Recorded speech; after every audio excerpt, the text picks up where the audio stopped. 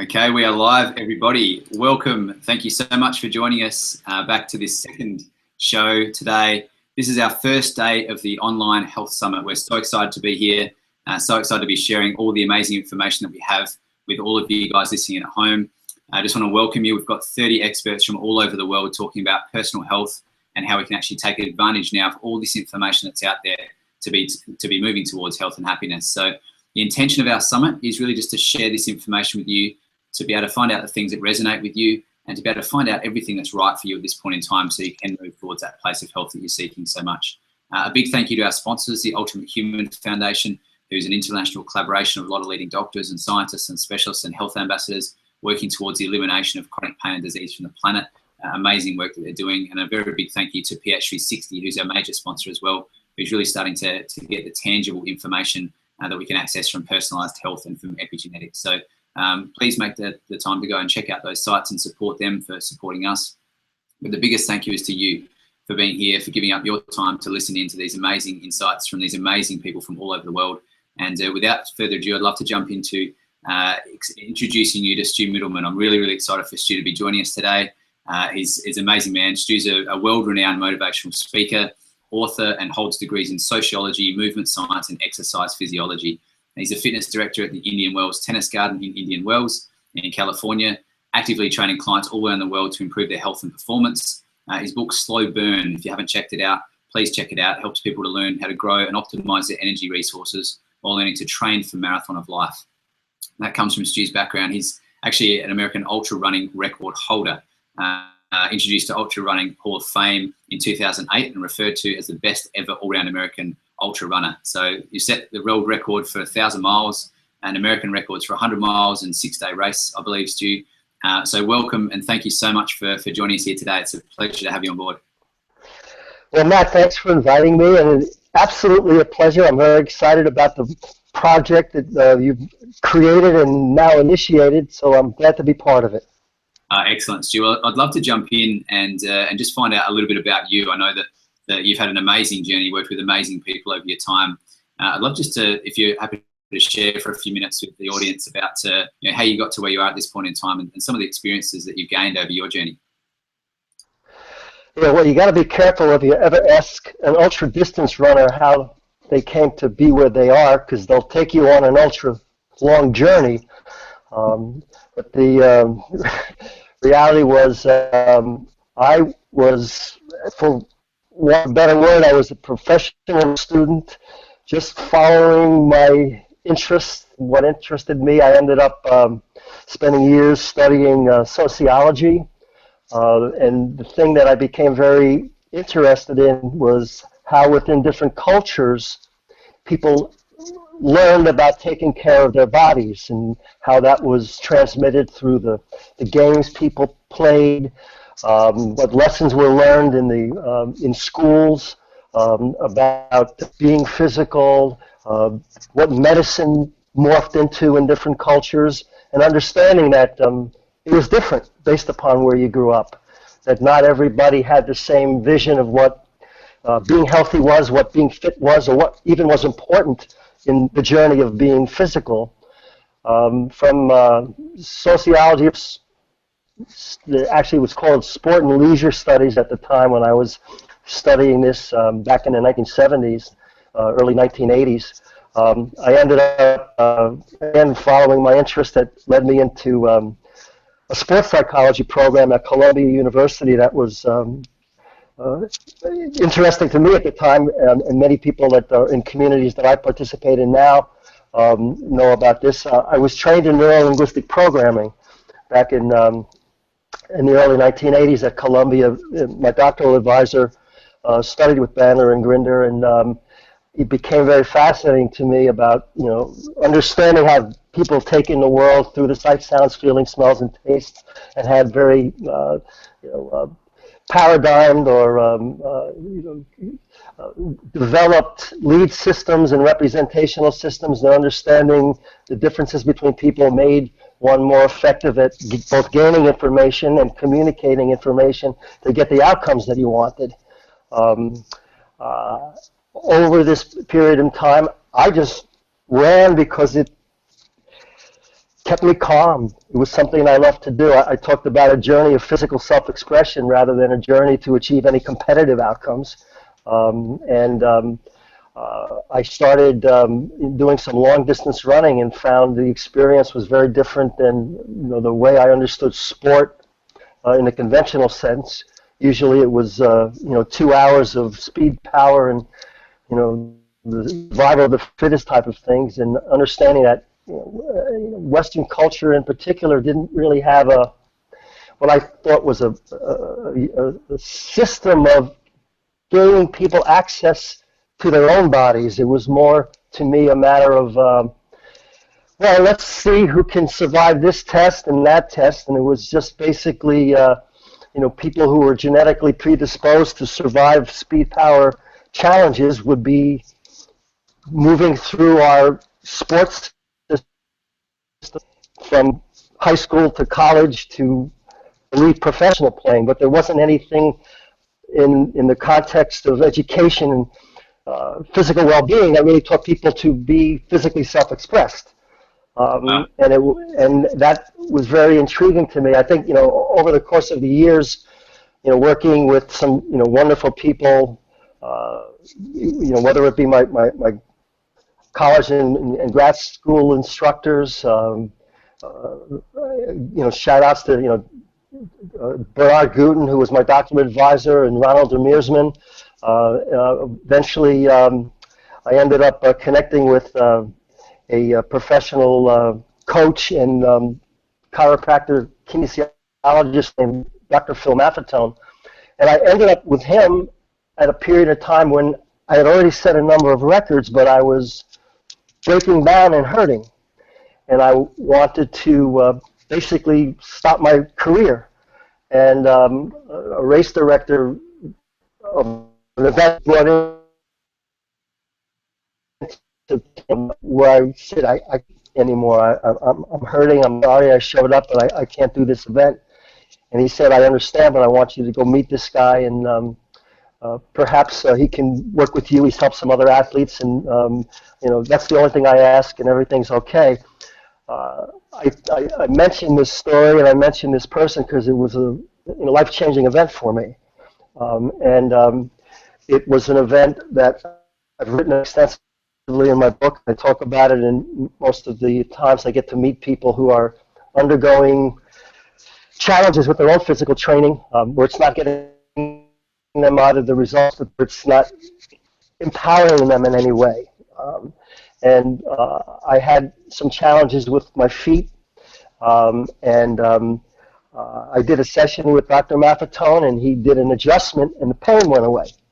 And at the time, I was a fairly well-publicized athlete. I actually was the first national spokesman for Gatorade at the time. I was pretty well known in running and ultramarathon circles, and I had been following what I would consider very conventional wisdoms about physical training. Pretty much, I labeled it at the time the electric socket theory of training, where each and every day you stick your finger in an electric socket to see the current that you can handle. And the only thing you ever discover is the current you can handle. There's no systematic growth or empowerment through this. And I remember after he adjusted me and the pain went away, after months and months of going to any chiropractor, acupuncturist, orthopedic person I could find, physical therapist, with no relief, I remember my reaction. I was in utter surprise, and Dr. Maffetone looked at me and he said, look, this is just first aid. If you really want to, see where you can go with this, he said, you have to give me an idea, let me know what you believe you need to do to be successful. I want to know how you train, what you eat, how it all comes together, because if you go out and do the same thing you've been doing, you'll recreate this breakdown and this pain again. And he said, it's not how fast you move your feet, it's not how much pain you can take, it's the sum total of all the things you do that transform you from the inside and change the biochemistry of your internal environment. honestly, when he said that to me, I had no idea what he was talking about. All I knew was that I was out of pain. So I said, I'll follow this guy. Let me see where it leads me.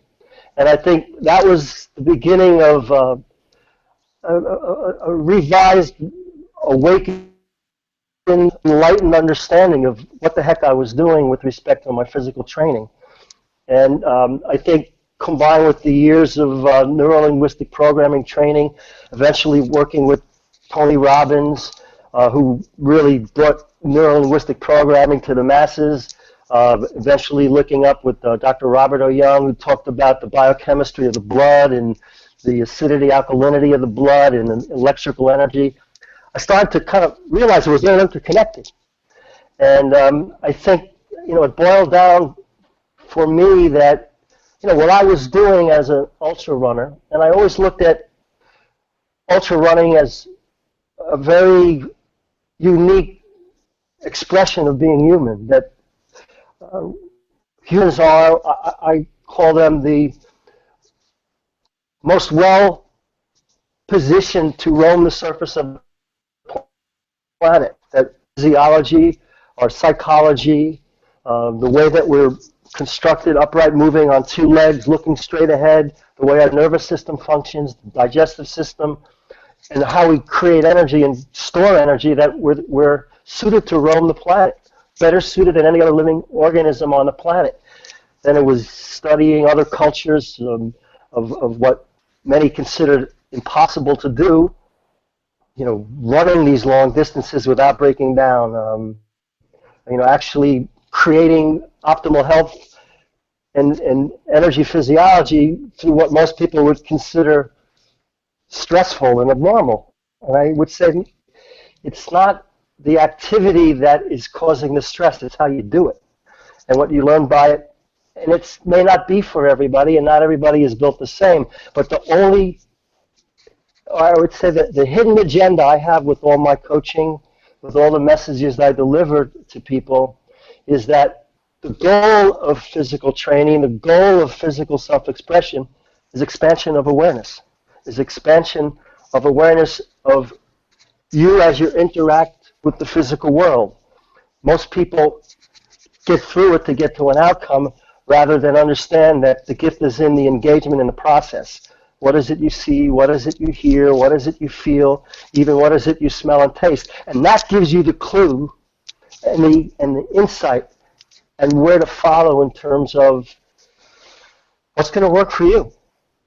That's beautiful, Stu, and I love your journey and going from where you were top of your game through that journey that many people listening in today go through, and really understanding that there's actually more to us and more to ourselves, our physical bodies, than just the physiology that exists. And there's so many things that can influence our physiology, and we're all different, as you say.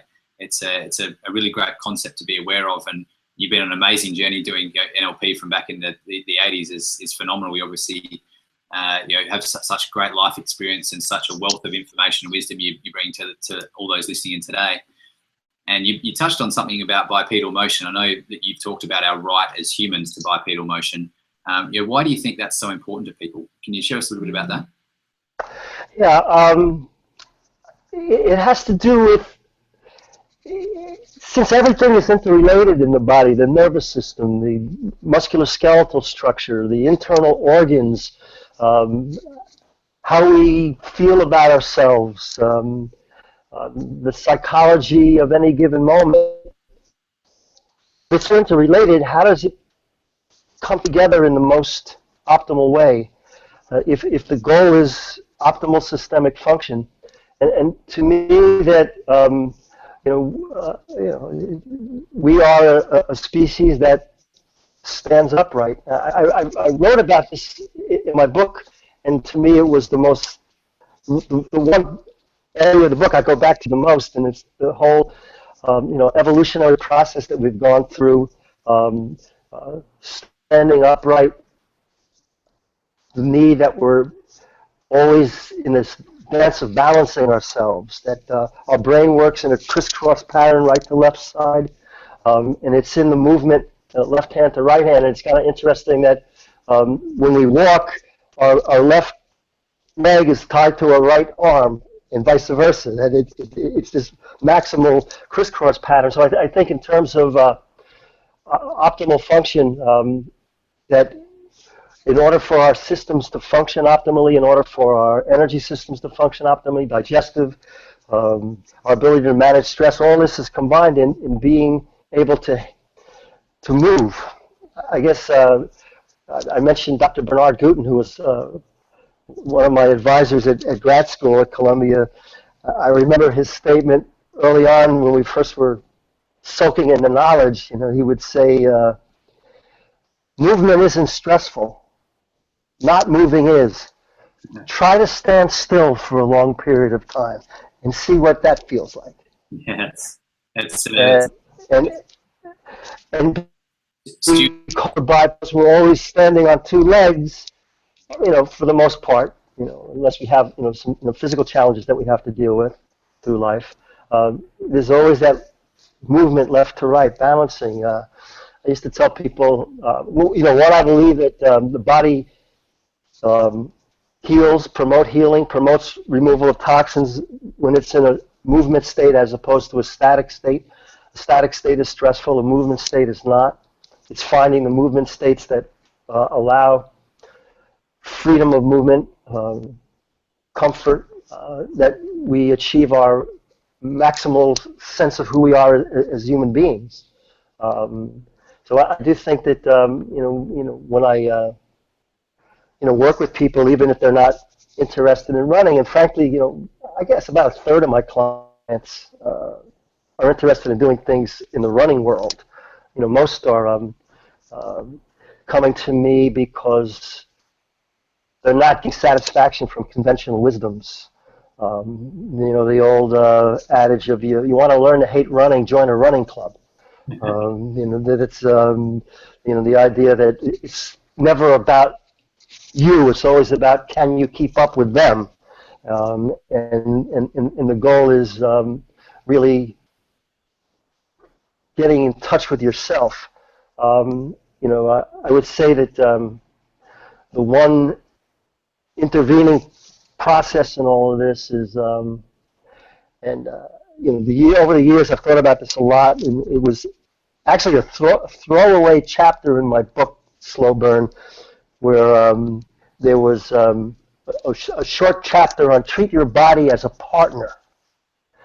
And I was asked to do that by the editor, so I put together this little chapter about it. And then I realized that, you know, not only is the goal to be physically self-expressed through the body and to be aware of the information your body experiences at any given time, you know, the sights, the sounds, the feelings, the smells, and the tastes.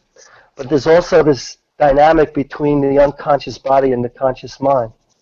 And I think that that's the wonderful interactive dance relationship that we're always engaged in as human beings, that you know, the body has to some extent its own agenda, sometimes very different than the conscious mind. And our conscious mind oftentimes gets so caught up in what the outcomes need to be, especially in terms of seeking happiness, seeking fitness goals, seeking competitive goals, that we sometimes tune out the body's input into this whole dynamic. And we're making demands on the unconscious body that are driven by the conscious mind designed to want to be successful and to achieve.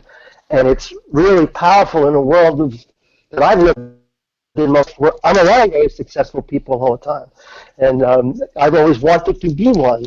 And I know I drove my unconscious body crazy with the things I put it through all those years of running. But the one thing that I think, you know, through the Maffetone, through my work with Tony, through my work with Dr. Young, I became calmer in the sense of understanding that it wasn't just what I wanted, it was where I was at. And I think that that's where, you know, the need to really start from a place of self-understanding, self-acceptance maybe would be a better word, That's great, Stu, and I really resonate so much with that concept, because that is really our message in the summit. We're talking about, you know, personalized health. We're talking about not just generically that everybody should go and run ultra marathons. You know, everybody's physiology and bodies aren't built for that. This is something I'd love just for you to share a little bit about that with the audience right now, and just understand, because there's so many people who are listening in right now who may be sitting at home, who may be injured and can't even, you know, go for a walk. There may be people who are high-end, you know, CrossFit trainers and ultramarathon runners who are looking to push the boundaries, and there may be everybody in between. You know, where can people start, or how do they start with exercise? You know, we understand that moving the body is so important for everybody, but some people may just be doing breathing exercises at home, and other people might be doing plyometric training, you know, 5 times a day. There's such a range in between. Where do we start? How do we know where to start? Well, you know, given my training and my background, I tend to start with the physiology of the body. The physiology of the body, to me, really has to reside in you know, where the energy is coming from. And again, it's a basic understanding of how humans create energy. I'm not talking about you know, a very esoteric sense. I'm not talking about necessarily vibrant energy or auras of energy. I'm talking about, you know, how the body stores energy, how the body releases energy, and the consequences of energy creation, and how we create energy is intertwined into our musculoskeletal system, our nervous system, and how we process energy. But the first thing I do with clients, and the first thing I always suggest people pay some attention to, is where is your energy coming from? And your body's always telling you, but most people aren't paying attention to that. And I think I call it creating a metabolic map. What you do with the metabolic map can be very different person to person. But the metabolic map, you know, basically says that, you know, from, you know, lying on a couch where energy demands are very little, to, you know, walking across the street and you look up and a bus is about to hit you and you got to explode out of there to get out of the way, where energy demands are massive and immediate. That in that spectrum, in that range, our body, you know, creates energy in a very different way, and there are very different consequences to it. And the first thing I want people to understand is that, how do you know when you're in an area where your body is in a peacetime energy mode versus the fight or flight energy mode, where energy demands are high, you need it right away, you got to create it or something's going to happen that's not so good, and that's where your body burns sugar. That's the anaerobic mode. And then there's a period in between I call threshold, where your body is not quite ready to go to fight or flight, but not quite in the peacetime mode. It's kind of getting ready for something that may happen. The consequences of creating energy in these 3 different energy creating states is very different. The experience of being in these energy creation states is very different. In the peacetime energy state, your body's calm. Your body's pumping out chemicals to keep the nervous system calm. Your muscles are relaxed. Oxygen is coming in. You know, carbon dioxide is being produced in a minimal way, and your body's getting rid of it quite easily. The pH of your blood is slightly alkaline. It's not being compromised in any way. Your system is optimally. You can digest foods optimally. You can process thoughts clearly. You can be, you know, aware of the external environment. You can move from internal environment to external environment easily. The other end of the spectrum, your body needs massive amounts of energy really quickly. It is a very different energy state, and it's experienced very differently. Chemicals are produced to stimulate the nervous system. You're pumping out chemicals to get you, you know, alert, wired, ready to handle. Your body moves into a journey. You're getting your energy from stored sugar, but the byproduct is you're dumping acid into the blood. it's not sustainable, but you're getting through the moment, but you're making compromises along the way. Threshold is basically, you're in between the states. I liken it to walking on a balance beam or a high wire, where the goal isn't to get across it as quickly as you can. The goal is to be present to everything, to balance yourself on that balance beam on the high wire. You go too fast, you fall off one side. You go too slow and you daydream, you go on the other side. Now, the physiological, or I should say the experiential experience of these three states are very real.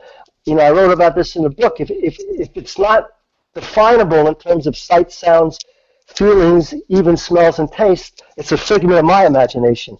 In the fat-burning state, breathing is low to the belly. It's relatively slow. It's quiet. More often than not, the breathing comes in through the nose and out through the mouth. As you move into a sugar-burning state, breathing moves up in the chest. It's high. It's rapid. It's noisy. The forced expulsion of air begins to overwhelm the intake of air. It's not because your body is wanting more oxygen. It's getting rid of the byproduct of the acid dump that's being put into your blood, and it's neutralizing the acid that's in the blood, and it's creating carbon dioxide that your body's got to get rid of. And in the middle state, in the threshold state, it's kind of in between again. Your breathing starts to rise, it starts to speed up, but it's manageable, and it's relatively even intake to outtake. The thing that's amazing is that visually and auditorily things change dramatically. When you're in the fat-burning state, visual images are expansive. You could look ahead, you see to the side, you're at one with the world. It's a very different feeling. As you move into sugar burning, you get tunnel vision. It's really apparent when you're running and you start staring at a spot right in front of you, as opposed to being present to the world around you. Not to give away, a lot of secrets, but the people I work with who are very visual notice that right away when you move from comfortable aerobic into challenging anaerobic, and the vision just comes right in. It's like you're running through the world that's painted on the inside of a tunnel. I say this, and I went extensive, maybe too long, maybe I lost a few people, but the key is that if you're aware of these energy creating states, these become the building blocks to create a program that is suitable for who you are. And it may be very different. We have so many variables that then create who we are as individuals. People are born with different percentages of muscle fiber types. Some people are predominantly fast twitch, anaerobic, sugar burning muscle fiber. Some people are predominantly slow twitch, aerobic, fat burning muscle fiber. And knowing that sometimes helps at the beginning when you're choosing the sport. People with high percentages of fast twitch muscle fiber may excel, at soccer and football. People with low twitch fat burning muscle fibers may excel at long distance running, for instance. What a surprise, and things like that. The thing about understanding this is then you can begin to organize a training, that's somewhat appropriate for you. I would say in general, there are certain laws that you have to accept. One of the basic principles in physiology that the inherited muscle fiber type doesn't change, but you can change the function of the muscle fibers. You can create or get a fast twitch anaerobic sugar burning muscle fiber to function more like a fat burning slow twitch aerobic muscle fiber, but you can't go the other way. And that is somewhat of a key for people interested in optimizing their health and understanding that sometimes being physically fit doesn't necessarily make you healthy. And I look at that as part of that whole pH balancing, minimizing the things that we do that create acid through our nutrition, through our ways of self-expressing, through our handling of stress, through our physical training. And the more that we put ourselves through high-intensity challenges and focus on the anaerobic speed power side of our training, the more acid that gets dumped in the blood, and then that creates challenges along the way. These are some things to think about, but what I would always start with is understanding the differences between how your body creates energy, know when you're in one state as opposed to the other. Not that that's enough, but that gives you the building blocks to then create a program that's specifically designed for you. Absolutely. Well, Stu, you've covered so much content there, mate, and I'm very grateful for the fact that these are video interviews and these will actually be all live for listeners and replays available almost forever, I believe. So for those that need to go back and listen to all the great content Stu just covered there, because there was a lot of great information in there, you're able to do that with all these summit interviews. They're all live. And Stu, it's a really great point to touch on is the fact that we're all very different, and understanding a bit more about who we are and where to start is a really great and important concept. Do you have any insights for people listening at home? I'd love to just ask you, even if there's anything on the fly here, from your extensive background and training in NLP, and the fact that a lot of people are sort of sitting there maybe at home watching this and thinking, where do I start, or how do we get started, or maybe I've actually already been out to have, I've tried to go running and it didn't work for me, or I've been to the gym and had a membership but I couldn't last, or I've done some sit-ups at home and it didn't work for me, or I've joined Jenny Craig, or I've joined a group and it hasn't worked for me either.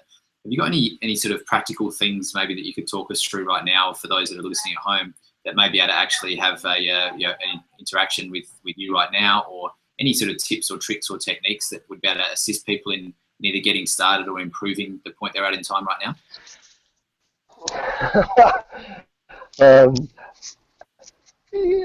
I'd like to tell a story. Maybe this will be helpful. And I remember it was a client that came to me through Tony Robbins, and he was from Saudi Arabia, a very wealthy family, and they had moved from Saudi Arabia to California. And they had a son who was 14 that had just started high school. And there was required gym class. And he hated going to school. He hated going to the gym class because they had this mile run that they had to do. And he never could finish it. And he'd be huffing and puffing, and he'd get cramps. And he was crying and upset. And I trained this person for about 3 months, not the son, but the father. And I went through a process with him. And one of the things I do with the running, we start off, walking very slowly with our arms by our sides, strolling, and monitor breathing. The breathing's low in the belly, breathing to a triangle formed by the hips and the belly button, and breathe to a ball inside that triangle, and filling the ball up with air as you inhale, and letting the air out of the ball when you exhale. And spend some time just kind of getting in touch with the ball, and then moving your arms up into where your wrists are above your elbows, into a little bit of a march as you move forward, and then eventually sustain that for a couple of minutes. And then I taught him that, imagine that you're holding butterflies in your hand, and you're feeling the wings of the butterfly fluttering on the inside of your hand. And you're standing on top of the earth, and the earth is constantly rotating towards you, and all you're doing is lifting your feet up off the ground just enough to let the earth pass beneath you. And these were some of the metaphors. I wrote about this in my book extensively, that these are the dashboard that people want to be monitoring as they move along the surface of the earth. I said, a pilot gets in a plane, he doesn't look out the window in L.A., to see where his destination is in New York, and direct himself by looking at the target. He's managing these things on the dashboard, the altitude, the fuel gauge, the wind velocity, the speed. So after a few months, this fellow dropped out, and a few months later, I'm walking down the street of La Jolla, and I see him up ahead. and I wasn't sure if I wanted to make eye contact with him because I didn't know how I had left it with him. You know, was he upset with me, or was there anything of any value? And before I could hide behind something or get into an alley, he sees me, he starts waving hysterically, and he runs over to me, and he says, Stuart, you're not going to believe this. And he tells the story of he taught his son those techniques, that when he's running, imagine you're holding butterflies in your hand, and imagine you're lifting your feet up off the ground just enough to let the earth pass beneath you. Breathe into the ball inside this triangle, encased by your belly button and your hips. And he finished the mile run, and he's no longer afraid to go to his physical education class, and his whole experience of living in Southern California changed. And that to me was rewarding as hell. And you know, and it's little things like that. And I could tell you dozens of stories where, you know, people sometimes intuitively know what to do, but they're told that they got to do it this way, and all they end up discovering is what they don't like to do. Right. Well, Stu, I think I can clearly see now why you're a very successful motivational speaker. That would be fair to say. You have an amazing way to deliver information and to inspire everybody. And I hope the listeners in the call here today are really feeling the energy that you bring across and the motivation behind us moving our bodies and how that can actually influence our health and change things in so many ways. And what you just described there with some great little visualization techniques and some other things that people can use to really help their mind understand how they can actually achieve a state of optimal performance and optimal health. You know, even more so than just putting going out there and actually doing the physical work. It's about being engaged in things with our mind and being interested. For some people, it's listening to the right music while they're exercising. For other people, it's having a determined goal that they need to achieve as a personal best. For other people, it's just being social and fun and being in a group and having a laugh and walking and talking. We're all so different. It's such a great way to see inspiration that we can all take. And I just wanted to share with the listeners, we're going to have an opportunity to talk with Stu and to actually ask him some questions as we're going in the next couple of minutes. And so if you want to pop your hand up, there's an area where you can actually request to speak, to raise your hand and to join us on the Hangout. Or there's a chat box there if you want to pop some things in the chat box. That will actually pop up some information. You can pop a question in the chat and we can actually have that live, and Stu and I can discuss that to get some answers for you. So please do that at some stage in the next few minutes. We're going to jump into those questions. But in the meantime, Stu, I'd love just to bring it back to looking at while we're here with the personal health and the relationship between exercise and our body. And I know that from a lot of people that are listening in today and a lot of people that will be listening on the replays may be suffering from a state of pain or ill health or disease. It may not be as easy for them to get out and to go for a run and do an ultra marathon or to do some high-end training. Just wanted to sort of touch back on how you can see the physical exercise or the way that we move our body in a healing capacity. Is there ways that that you can share with us about how even just movement in itself can be something that can really start the body's innate healing processes and how that works and how we can sort of where to start, I guess? Yeah, it's again, I guess this is kind of revealing of my original background in sociology.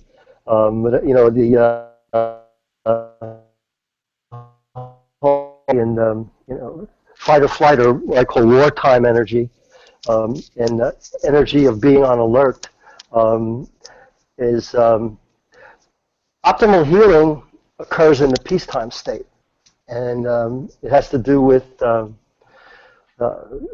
body is in a calm state. It's in a state where it's naturally rebalancing. It's creating energy by the energy source that I'm convinced is not only our primary energy source, but what essentially differentiates from us from all other living organisms on the planet. That our predominant energy source is stored fat, and this has to do with it's to some extent when you figure out what the best nutritional strategy is for you, and it's not going to be the same for everybody, that the vast majority of your peacetime energy is going to be coming from fat, which allows the rivers and streams, your circulatory system, your lymph system, intercellular fluid, all of that is going to be somewhat not compromised by, which is a byproduct of sugar metabolism. So the healing ideally comes in a state of peacetime. For many people, I think what would be very helpful is examination of nutritional strategy, food strategy, maybe even starting off with some degree of what Tony Robbins would call a pattern interrupt. You can never really understand, what it is that is impacting you, basic scientific principle. If you're getting multiple inputs and, you don't really know what's causing what until you simplify everything. So I think, one of the things that is an initial strategy when you're really committed to a health creation program is, doing something that somewhat simplifies all the inputs you're putting in your body, whether it be informational or whether it be nutritional or whether it be, what you're actually doing in terms of physical activity. Although I think the physical activity ideally needs to be more at a level at the peacetime state than, doing something really intense at the beginning. I think that's later on. I have my equivalent of the food pyramid. My training pyramid is at the bottom, consistency. In the middle is duration, and at the very top, in the smallest amount, is intensity. That consists a little bit in a calm state on a regular basis is far more impactful when you're starting out or attempting to heal than high intensity and frequently. And that you really need to build a foundation of consistency in a comfort zone, in a peacetime state, before you start extending duration. And then duration extended as the second tier. And when duration is extended, the last frontier, so to speak, is intensity, which really is not only the last involvement, but ideally it is the most infrequent that you go to. And this is especially true as we get older and our body is somewhat fully developed and our nervous system is somewhat fully developed. And it also is a little bit dependent upon the modality of training. I'll finish with this, and I'll just circle back to something you asked me earlier on. It's one of the reasons why, if you're capable of bipedalism, capable of upright motion on two legs, to me, that's the great revealer. Because everything is so interrelated, nutrition, stress, where your energy is coming from, that everything eventually manifests through your musculoskeletal system. And the upright movement where you're holding your body up against gravity ultimately reveals where you're imbalanced in a way that sitting on a bike, floating on a pool, lifting heavy weights either on a bench or sitting down doesn't reveal. That when you're holding your body up and moving through time and space while gravity's pulling down on you, and again, it's not that you create injuries in this manner, especially if you approach it the way I just described, consistency, duration, intensity, that you don't create injuries, you reveal imbalances. And when you reveal imbalances, it's not a breakdown, it's an opportunity to take that understanding and then figure out where you need to go to get into balance and to create the strategy necessary to go through and beyond to the next level, which is really key to me. That's slow burn in a nutshell. That's amazing, Stu, and thank you so much for sharing that perspective. It really is amazing to see, and I think one of the most important messages there is, as you shared, to start with the consistency. That it's the first step. It's actually just doing something regularly. That's for us to be able to change our status, our physical status. It's like brushing our teeth in the morning. It's like the yeah, each meal we had, we talked with Tyler, I believe, and it's the conversation in the nutrition side of things is it may be 700 meals before you actually see a change. Maybe 700 different types of exercises or 700 steps, or probably a few more than that. But so many different things that we need to yeah. daily life. It's also where you look, listen, and feel for the change. And sometimes we look in the wrong places, as your body transforms into a more optimal functioning state, one of the things that is least revealing is the somatic body type change. The real transformations occur in the quality of your rest. Do you wake up feeling more refreshed? Are you looking forward to doing the things that you have to do that day? What is your energy like throughout the day? Is it becoming more stable? Do you find yourself needing to put things in your mouth, food, to give you the energy to get by, or do you find yourself, wow, not dependent upon exogenous sources of energy? Because the reality is your body doesn't burn the things you eat. You put things in your mouth. It doesn't work that way. You're only accessing fuel sources that are already stored in your body, and your body may release it if you put something in your mouth. And usually the quick energy that you get by eating something is just sugar. And that's basically a nervous system response. It's not having to do with your body's sustainable fuel sources. But where you look, listen, and feel for signs that things are changing may not necessarily be revealing what's truly happening inside of you. Going back to Bernard Gutmann, and I tell the story in my book. I tell this a lot, and maybe it's an overkill, but the very first day of graduate school exercise physiology, we get in class, and back then there were no laptops, there were no smartphones. We had notebooks with pens, and we're sitting there, and he walks in, he says, "Let me get this over with right away. I'm going to tell you the fastest way to lose weight." And boy, did we all sit up straight, grabbed our pens, got ready to write this down, and he goes, "Fastest way to lose weight is to get sick. However, the only way you're guaranteed to keep it off is to die. Next question."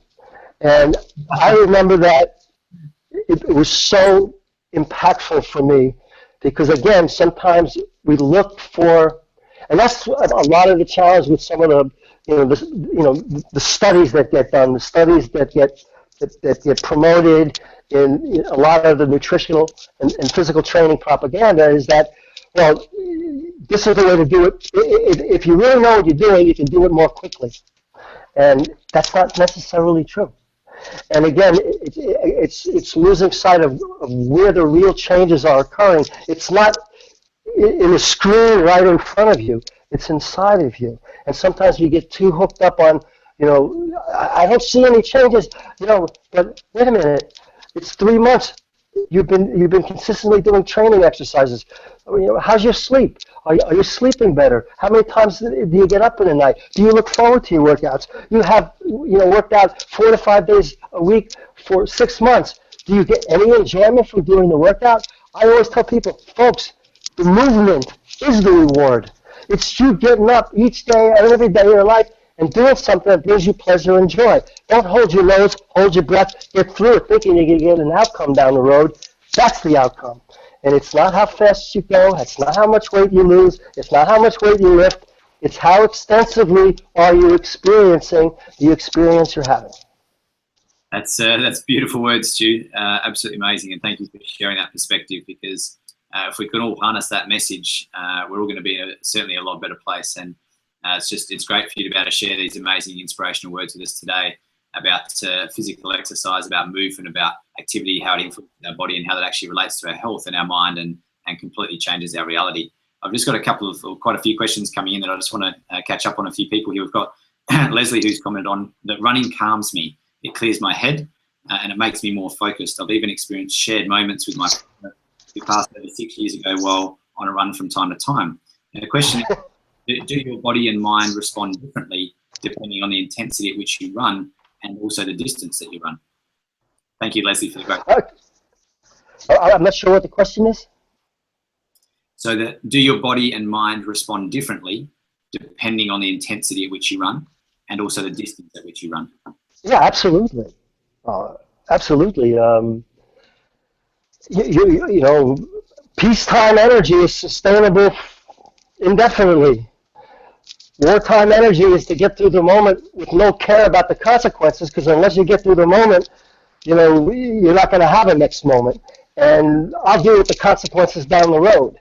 And you know, look, the classic example of that was, you know, part of the reason that I ended up going to Maffetone is, your body can handle constant stress just for so long, and we see this in a lot of you know, the high intensity, you know, trainings that people go through to lose weight quickly, to get in shape quickly. You know, any time people gives you a time frame in which you're going to reach your goals, by minimizing the time that you do it and maximizing the reward you're going to get from it, I'd be very wary, and I'd be very concerned about that. You know, and you know, one of the, you know, the paradigms that I live with, one of the belief systems I have that's based upon my both experience and research is that the musculoskeletal system is interrelated to the internal organs, and that very specific internal organs govern the health and function of very specific muscle groups and movement around specific joints. And one of the key relationships is the relationship between the adrenal, which is our stress management system, the adrenal glands, and the muscles that stabilize the knee.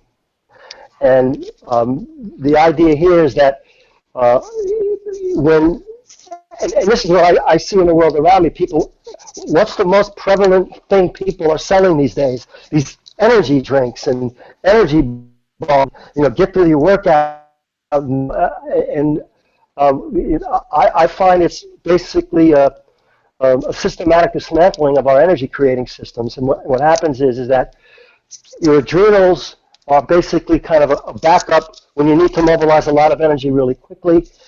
They also, so they pump out adrenaline, they pump out cortisol, which helps the body resynthesize blood glucose if our blood sugar levels get low, and it is used to secrete cortisone, which, you know, eases and soothes aching muscles that may get challenged in physical training. Is that ideally we get energy from peacetime, from fat, from aerobic, from slow twitch muscle fibers, and then, you know, we mobilize fast twitch muscle fibers to handle the intense stuff, which is sugar burning, anaerobic, and fast twitch. And what happens is most people don't spend enough time in this calm, aerobic, fat-burning state. And it was always no pain, no gain. It's always, you know, push yourself. And what happens is that all this byproduct of anaerobic sugar-burning energy is acid, gets dumped in the blood. You know, I mentioned that the breathing change was an indication that you're moving into a sugar-burning state. Well, that's the body neutralizing the acid, but after a while, your body can't neutralize the acid as fast as it gets dumped in the blood. So it's got to do something with it, or the blood turns acidic. It quarantines it. It quarantines it in the fat cells. So this constant stress, this high intensity, ends up suppressing your fat-burning capabilities because your body starts storing the toxins, the acid in the fat cells, and it doesn't want to release it for energy. So what happens is, instead of the sugar-burning, anaerobic, fast-twitch energy-creating system being your backup, the adrenals now become the backup. And the adrenals now are giving you energy on a day-to-day basis that they're not designed to do. And what happens is that people who start pain when they run, they're not experiencing damage to the knee caused by running, because running is not the mode of activity humans are supposed to do or designed to do. They're experiencing an inefficient, disorganized energy creating system that's now dependent upon the adrenals that are now burnt out, exhausted, fatigued, no longer pumping out the cortisone to soothe the aching muscles. There's more aches and pains. Thought processes are not that clear. And the muscles that stabilize the knee are now weakened because the governing organ is no longer functioning, and you get knee pain. Yeah. And then people right around, they want to strengthen the muscles around the knee, and they do knee exercises that sometimes compound it. Again, going back is energy in a consistent, calm state. I came up with a formula I think most people could benefit from, especially people who are looking to create a balance of health and fitness. The formula is simple. Half of the movement experience for an adult now, half of a movement experience ideally is in that you create 80% of the movement threshold. And I think you can divide threshold with modeling formulas all my life. I think most people are better off just thinking in terms of calibrating their effort level from 0 to 10, because I think that is a better internal tool. And most of the fat-burning peacetime energy occurs at an effort level of 5 or below. And most of the energy creation that is in a sugar-burning wartime fight-or-flight energy system occurs at an effort level of 7 or above.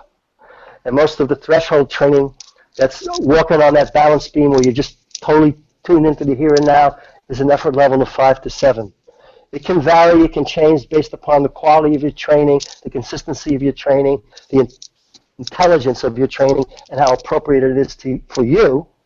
But in general, those thresholds work really well in defining how to organize your movement principles, meaning that if it's 50% and then 1/3 at threshold and the rest, which is like 17%, it basically works out to 3 days a week aerobic, 2 days a week at threshold, 1 day a week at anaerobic intensity. And the first day that gets cut off, if you don't have the 6 days to train, is the intensity one. If you just alternate between comfort zone and threshold, you'll be okay if you're at a certain starting point. But most people I work with are better off starting at effort level of 5 or below, no matter what modality of training that they're in, and then build from there. Because that'll give them the greatest opportunity to experience the experience and not, I mean, I can't believe the number of people I work with that, it's not important your performance in the peacetime state. What's important is the experience you're having. And frankly, the only state that you really want to be paying to your performance is the middle zone, the threshold zone, where it's very specific, it's very narrow, it's very precise. And paying too much attention to the above 7 threshold sometimes makes no sense to me at all.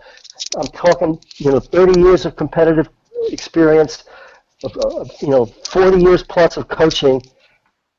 Nobody knows what they're capable of max until their life is threatened. I don't care what anybody says. Or until you build this moment up into such a thing, such a stressful level. It doesn't matter, what you do, when the bus is about to hit you and you got to explode out of there. The only thing that really matters in terms of giving you an indication of what's transforming inside of you, I said the one place to look for results that are occurring if your training program is effective is what's happening at threshold. What's your productivity in a sustainable state? That's what's telling you that things are going on inside of me that are really going to help me move forward in a healthful way, in a physically expressive, empowerment way. But if I'm just focusing on what I do and I push myself to the limit, it's not going to give me any insight into what's going on inside of me. That's beautiful, Stu, and thank you so much for those insights. This whole conversation has been absolutely jam-packed with amazing information, and I really encourage people to have a listen to all the amazing stuff that Stu's got to share with all of us, and particularly the message that exercise and movement is key to our life. Really, it's key to our health and everything around it. It's about our mind. It's about our internal journey. It's about our relationship with the nature around us. And the fact that everything in terms of movement is actually individual for us and it's personalized for us, that every person listening in right now on this call or watching a replay, maybe you're sitting at home and some breathing exercises are great for you to start with. Maybe Tai Chi or yoga is a great place for you to start. Maybe doing some gym exercises or some strength training at home is great for you.